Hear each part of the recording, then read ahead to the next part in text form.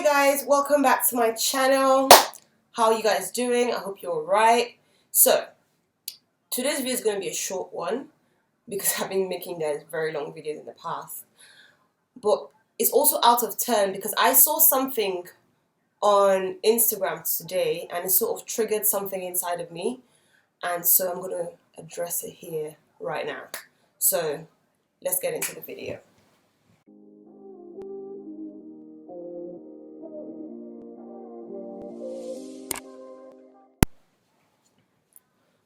Alright, so on Instagram this morning I was scrolling through and I saw a post about this guy who was talking about how he went for his alumni meeting with his friends.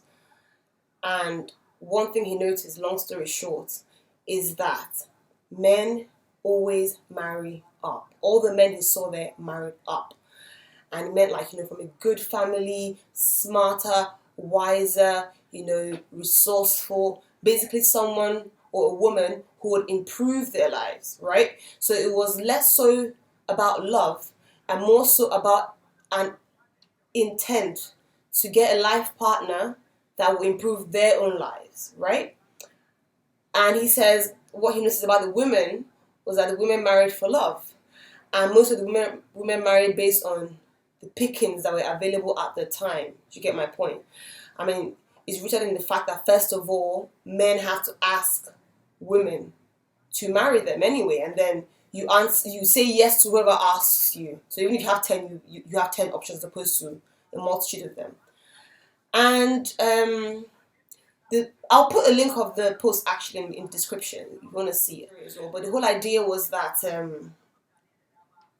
women don't marry as intently as men do. They don't take the activity or the journey to marriage as seriously, and they definitely don't put themselves first in considering what will this life partner do for my life. Will this husband improve me and get me closer to my goals and another? And then in the comment section below, there's a comment by this page called Secret Place Wife, this woman, and she was talking about how you should be intentful in your singleness, because there's power there. And it triggered something in me because I have been saying this, right?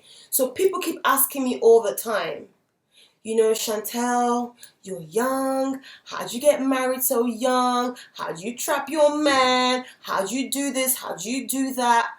And, there's this glamorization of marriage, and it's been romanticized by a lot of people. And especially because of the fact that I am young, people see me now like this little genie in a marital bottle or something. Like, okay, you can shake me and I'll give you all the secrets on how to catch a man. And whilst, don't get me wrong, marriage is beautiful. It's amazing, right? The point of this video is to talk about the power you have as a woman or as a man, but mostly intended towards women right now, in your singleness, right? So, at that point where you are single, you are uninhibited, you are unrestricted. You are allowed to talk to different people, right?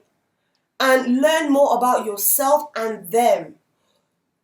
In the point of you being single, there's you don't have to settle. You've not yet settled, right? So you have time to actually figure out what it is you want and what that life partner you're looking for can and will do for you and your life. Do you get? I read this book. I talk about it all the time. Everyone knows. The Weight by Devon Franklin and Megan Good. And the point of the book was about celibacy before marriage, right? But one important thing in the book that I got at the time when I was reading it. So they talk about dating. And he's talking about how, as a Christian, you should date people. He's like, if you're single and you're looking to get a life partner, date several people. And there's a clear distinction here between dating people and having sex with people. He's like, no, date. Go on dates, talk to people, get to know them, right? That way, when you are making a decision on who to spend a life partner with, it's not based on a very restricted, isolated view of one person you've been seeing. How do you know that one person you've been seeing is who you're meant to spend the rest of your life with. When you've spent no time with no one else, you've had no chat to other people, you haven't gotten to know other people, you haven't seen what other people can bring out in you. Very important point. And then you just restricted yourself to one person. All of a sudden, you're sure this is your life partner. You're quick to just escape this curse of singleness, and you jump into a wrong marriage. Meanwhile, the person who has married you intently, knowing that, bro, that's a smart woman. She gonna get me money. She gonna help me with my business. She'll give me good children. She's pretty enough, And you got married because this singleness, I can't do it again. I want to be a missus by force. What is the point of that? When people understand, especially women, that being single is the best time for you to actually make up your mind on what you want to do and who you want to be with when you're married. See, people keep asking me about me and Alex. I'm like, I can't really come here and sit here and give you some panacea and tell you, oh, the best way to catch love is by not looking for it, because that's what people say, right? That you get love if you're not searching for it. When you let it go, it's going to come back to you. That works for some people. That works for me. For some other people, they actively pursue the love they're looking for, the person they're looking for, and they get it that way. So there's no one-size-fits-all trick for how to get love or how to trap your man or whatever. What I do know, and what I can tell you from my experience, is that when I started seeing Alex, I was seeing other people. And I told him, I said, I hope you're seeing other people too. Before you come here and try and trap me or try and trap you, and then we realize that we're quite miserable, but we spent so long making this mistake in trapping ourselves to each other that we decided, let's just stick to it. You better see other people. And at the time, I remember I told my mom at the time, because there were a couple of people who were interested in me, who I was like, okay, you're not too bad. So I actually gave her the names of the people, about 3 or 4 at the time. And I said, please pray. And what they said to me was, time will tell, right? Give each of them equal time, right? Talk to each of them, get to know each of them, try to take out a bias in yourself and just get to know them already, and time will tell. And true to word, honest, true to word, the others started dropping out like flies. And it wasn't a thing where I already decided that, oh, I'm going to just rule you out. It was things where someone just had moving mad. This one is trying to, get in my pants. This other one is standing. Different things would be happening. And all of a sudden, I'm like, nah, you're cancelled. You're cancelled. You're cancelled. You're cancelled. Last man standing, Alex, right? And I could have made that. The only reason I could have even gone through that process was because I allow myself, whilst being single, to date. You can't do that now when you're married, can you? Because you can't be going around dating people when you have a husband. What else do you want to try and find out? Yeah? But when you're single, you have that freedom. So I'm going to leave it with this analogy, because I said it's going to be a short video. I'm going to leave with this analogy. You go to a restaurant, yeah? And every time you get one meal, and you're like, I like that meal. It's nice. I'm going to keep getting this meal every single time. And you keep eating that meal every single time, right? And you don't know any better because it seems good to you. Then, one day you try something else. Someone says to you, how about we're having let's try a buffet today. You're reluctant, but you go. What you see in this buffet is literally a plethora, a whole spread of different meals that look amazing. And now you are allowed to take a teaspoon, a little taste of every single meal, including the one you've always been eating every day. It's also in the platter. And then once you're done having a taste of everything there, then you're like, you know what? I don't know what I always used to have. Yeah, it's good, but there's something better suited to me. That's what it is. That's how you should view your single life. And the tasting you're having there is not you dipping yourself into different people. Is you chatting with people and letting yourself get a little close and a little bit connected with them whilst being single. So you get an idea of what they can do for you, what you can do for them, how you can get married, how you can make practical sense. The same way guys do it, that's the same way women should do it. Yeah, that's how I did it. I married Alex based on what made sense.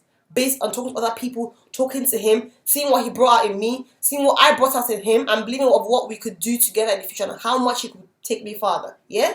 People ask me once, they asked me why I took my husband's last name. Apart from the fact that my last, like, he already has a compound last name, so compounding everything would have been a whole bloody sentence. I said to them, I'm like, straight up, he has a last name that's kind of known, you know, in Nigeria where I'm based at the moment. It's helpful, okay? Minus traditional parts of it, that also I factor that into the point that, bro, it's gonna help me. So my point is, do things with sense, and for God's sake, enjoy being single. Like, being married is awesome, but there's no hurry. It's sort of like the day I realized that I was looking at my hair and I was thinking, oh, I can't wait for it to grow longer, you know. But then in that moment, I also thought, I was like, Chantel, since I have locks as well, your hair is only going to keep getting longer from this point onwards, right? It's not going to get any shorter anymore. So what that means is you only have this period with the hair like this for a period of time. Just enjoy it. Like, literally, because it's not going to come around again, yeah? And that's the same thing with singleness. For most of us, my hope is that you're getting married thinking, I'm going to stay there for life, for better or worse, till death do you part, right?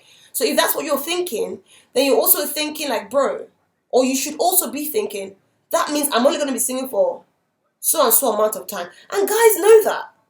Guys are very aware of the fact that, bro, I'm single for this long. For some reason, girls are just trying to run away from the whole period. But once you realize that I'm only going to be single for X amount of years, and after which point I will be in a relationship, a marriage to one person till I die, then shouldn't you really, actually, truly be enjoying this period? What do you think?